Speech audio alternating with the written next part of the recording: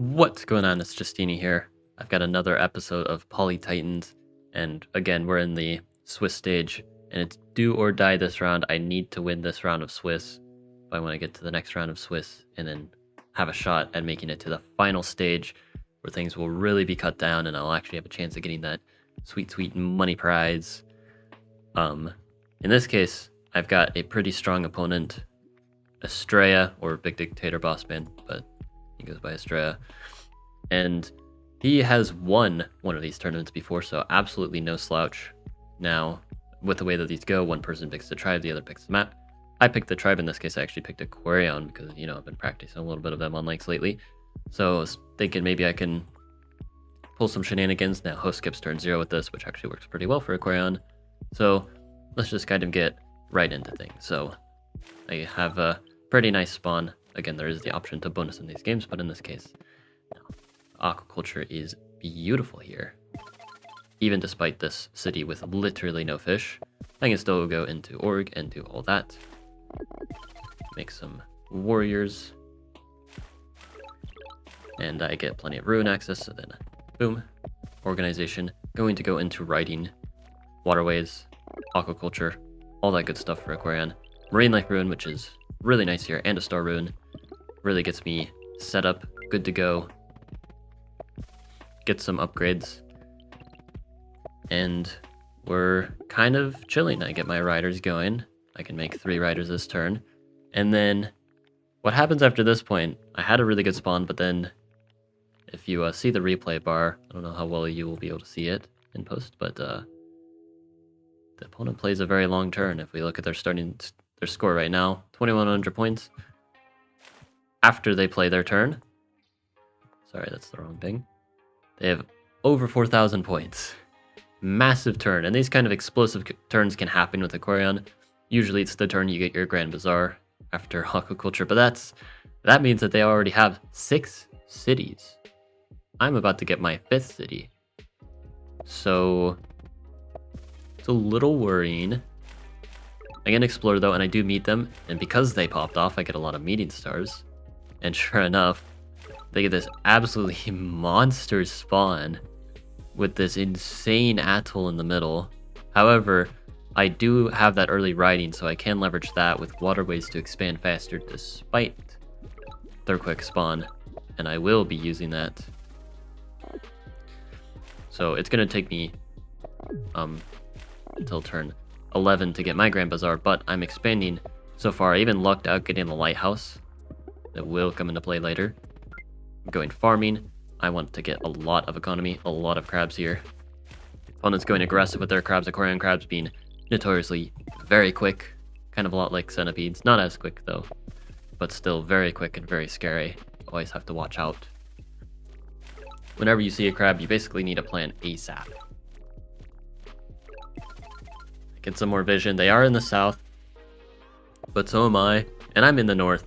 But they aren't. So I am actually going to be able to get more villages. We can see the current situation of the map. They managed to get a nice 6 cities all the way here, but then they've got a 7th city, and that's kind of it. There's no ocean ruins. This is kind of all they have to work with, and my economy is actually starting to really catch up. There's another village here. Get the lighthouse. I've got place down some monuments here. Or place down a monument there. But there are plans to place more. I want a border growth, but I don't want to border growth into the city. Monument here. Get a crab going here. Is going to put on a lot of pressure again because the crabs are so fast. And my position's no longer looking so bad. I've got 1, 2, 3, 4, 5, 6, 7, 8 cities. Soon to be 9, 10, maybe even 11, maybe even 12 if Estrella doesn't send crabs towards here to stop me from walking my own crab. And suddenly Estrella's quick expansion early on only amounts to 7 cities, and I would actually be the one with the advantage here. But there's still a lot of pressure here. The early crabs are concerning. And Estrella is trying to step on the village, block it. But in this case, I do have a plan. I decide to use all those bubbled amphibians. They're just so mobile, able to reach anywhere where they need to. Knock them off that village. Capture both of these up here. Lots of connections. Upgrades. Yada yada. I think you guys get it. Monument here now. border growth that I talked about earlier. Bada bing, bada boom. Get my first crab, and this border growth is especially good because it gets me 2 crabs instead of 1. Alongside it just being a lot of space in general. Now I do accidentally let them kill. I was thinking, oh, they can't kill unless they get marine life, but a fun fact, marine life is really good for the opponent here, so not my wisest move, letting them get that kill on the rider on the ruin. But it is what it is, and I even let them actually stay on the city, so I was going to keep them on only 7, but they actually are getting the city, but I really had to focus on this, and in this case I felt I'd rather take this city and let them have this, because the resources here suck. This city is actually quite amazing. So it is what it is. This crab is walking up here, and it looks really scary, but an unsupported crab is a lot less scary than an unsupported giant, because it only has 4 attack. A supported crab is quite scary, because, you know, with all the escape and the maneuverability and everything, they're extremely terrifying, but this crab here is overextended. It's actually not a concern. I'm just going to kind of ignore it. Just make sure it can't walk directly into a city. Don't keep anything near. Train a shark, because sharks are the best counter to crabs in my situation. The actual best counter to crabs is archers, but I don't have hunting, so sharks will do. Estrella also making a shark, because he knows that too. But then he resigns here. Now, there's some reasons why he resigned. First off, this is actually a worse position. Is it easy to prove that I can win here? Not really. He just got nav and got a bunch of starfish so he can get jellies and really complicate things, but we did kind of agree to play these games pretty fast because I was on a bit of a time crunch, so he's kind of resigning a bit out of courtesy here, which I do appreciate. Because I do know what to do to win this. Hunting archery is going to be the main line of play, and if I'm up so many cities, there's not really a way to respond to it. There would be some tight micro in some situations to really make sure I've got everything locked down, but I know what to do here. So Astray just decides to resign, not bother playing it out, and we move on to the next game, which I'll go ahead and cut to. Alright, so again, the way that these work, best of 3. Now, this time, the opponent got to pick the tribe, and I picked the map. They picked barter, and I decided, you know what, let's really switch things up. Let's go archipelago. Now, this is a very risky pick. Archipelago, I'm decent at, but not amazing at. And barter archipelago, I knew was pretty unfamiliar territory for both of us, so really see what happens here. I'm not hosting this time, so I don't have to skip turn 0. And this game ended up being really wild. I'll just say that. So my spawn's pretty decent, a little bit slow because I captured my first village late, and this poor warrior just kind of meanders. I also get the explorer, and the explorer kind of just tells me that Estrella is in not the north, but they could be anywhere else. So that's great. I get a workshop down here, but I now see them here, and I know now I've got really nice access to the west because they're in the east. And one really neat strategy you can do on Archipelago, this is something you can do on other maps, but it's a lot easier to pull off on Archipelago, is just cutting the opponent off from the rest of the map. Because if you do that, you end up with a huge long-term city advantage. Which, you know, obviously that's going to win the game. I don't think I need to explain why.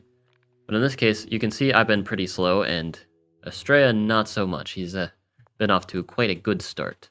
Which means this whole cut off the opponent strategy, while it's probably my only way to win, it is not going to be easy. I've played this dynamic before of one person trying to kind of trap the other in the corner and keep them boxed in while the other has a very explosive spawn.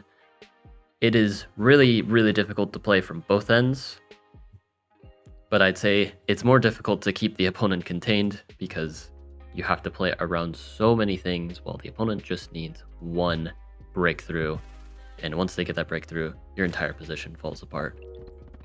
But I'm getting my connections with my ports. Nice connect through the city. I was studying up a little bit with my port connections. I still get it wrong sometimes, but yeah. Now this is a very important moment. I don't go sailing. I go ramming here. And there's a few reasons why. When you're in this situation where you're boxing the opponent out, you actually do prefer ramming because the way that the opponent will usually break through is with giants. Also, there's just a kill here. I can kill this raft and kind of bully them with their port spots because they place their ports in more exposed positions. I could reach them with scouts, but rammers are even more effective for stalling and really stopping them from using the spots. But the more important thing is, it's a bit of a long-term decision. They can no longer really rely so much on giants. Well, they still have to, but giants are not going to be nearly as effective as they otherwise would be. And the downside with rammers, though, and usually why scouts are better to get first, not only do you not get navigation, but also warriors can be very annoying against rammers. Now, also another thing is they get this border growth here, and I walk here, and I was really, really hoping I could get this village, but I just can't quite do it because of the way that I sequence this. If I had moved this rammer towards the village, this raft, I could get 2 rammers, knock them off the village. Super expensive, but it would actually be worth it here, and you'll see why. In this case, I moved this one because I was hoping it would be empty, so I could just slide my raft in immediately. Instead, not the case, and this is going to be really rough, and you'll see why in just a second. There's a ruin there, which is nice. Hopefully I can get my hands on that. I get some nice vision, well, on the lighthouse, but not on the opponent, which is what I want vision on. And I'm getting pop growth, I'm getting ready to giant, and it looks like I am going to be able to giant next turn. Right? Like what could possibly go wrong? I just need 2 port connections. I have 2 port connections. Except I don't, because this is why the city was so important. I lose my port connections and I cannot get them back. So now I'm not getting my giant. I only have 1 population in the city. 2 port connections are not going to be enough. I need to place 2 more ports, which is unbelievably expensive, and I'm in debt with these cities, so that's further making things rough. But I do get an explorer at least. I see kind of what I feared though, and also expected, which is why I got rammers, is there are giants.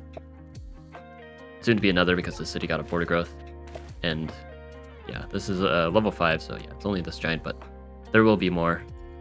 City wall here, which is a interesting play. I guess they're worried about any rammer sieges, which, hey, yeah, nice upside to rammers, forcing something out like that. Scouts cannot force out walls in the same way. But yeah, the debt is really annoying here, and the plus side is I at least have some ruins, and I can potentially get Eye of God pretty soon. But it's going to be a lot harder to contain the opponent when I'm losing all this economy and getting slowed down like this, because they've got this giant. Grand Bazaar here, setting up for a 3rd giant, and I don't have any giant. I'm kind of scrambling here, trying to figure out what to do. Because again, my cities just got disconnected, and that's making things so horrendously inefficient, because I can no longer connect. I'm losing so much population because of that. And the Juggernauts are going to be walking in. Finally, these warriors are starting to actually break through the rammers, so I'm starting to run out of time. But I do get a star rune. I get a vet sword rune here, which is useless. And then I get another star rune. And then I decide, looking at my tech tree, looking at my situation, what do I need here? There's really one thing that I really need. I need port connections. So I'm going to get roads just to force them. Get my connections back. Get the giant. And now we're back in business. Star Rune's absolutely saving me here.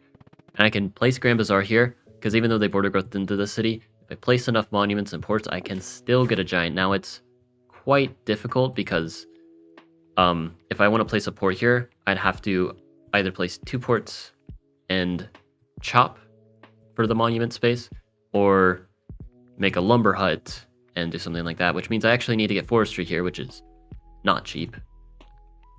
But because my economy is kind of back, maybe this is actually an option. But there's that giant there. Now the opponent has scouts, which are great support for the Juggernauts. It's gonna do a good job kind of weakening my rammers. And yeah, these Juggernauts here are super scary.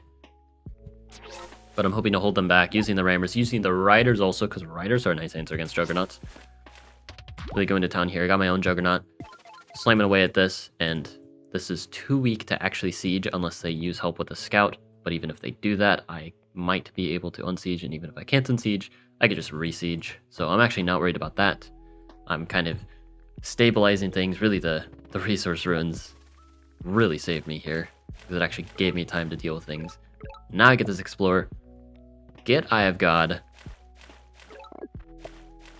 And with that monument, I can place it up here, getting a very necessary giant in the north now. Monument use is super important with this because you need to be able to respond to the opponent. If I just place this monument wherever, not really having any concerns, then this giant's just going to roll right through me, and I would be very sad. Now the opponent in the south, landing this giant, so then I can't use my Juggernaut as well defensively. In the north, setting up their attack, rammers and scouts combined. I don't even have sailing, by the way.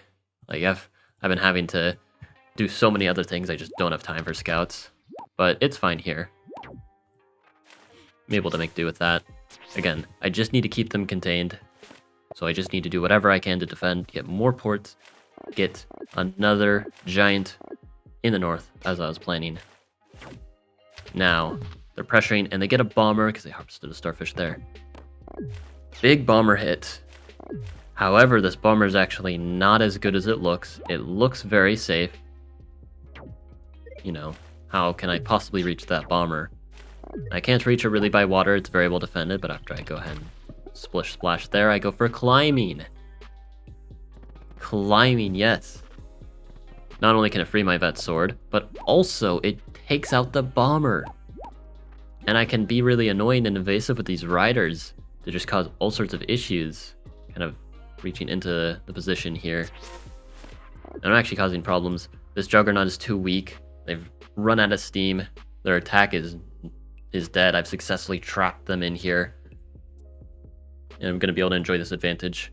Next up, going to be forestry, then sailing, and I'll be able to hold on very nicely. Bombers and rammers and scouts are not going to be enough to take over in this position. You need Juggernauts to do stuff. So I am able to win 2-0. Very stressful second game, but I am able to get things done, which means I'm going to be playing the third round of Swiss, and I need to win that one if I want to make it to the next stage. So stay tuned for that. Hope you guys enjoyed. Like and sub, and have a good one.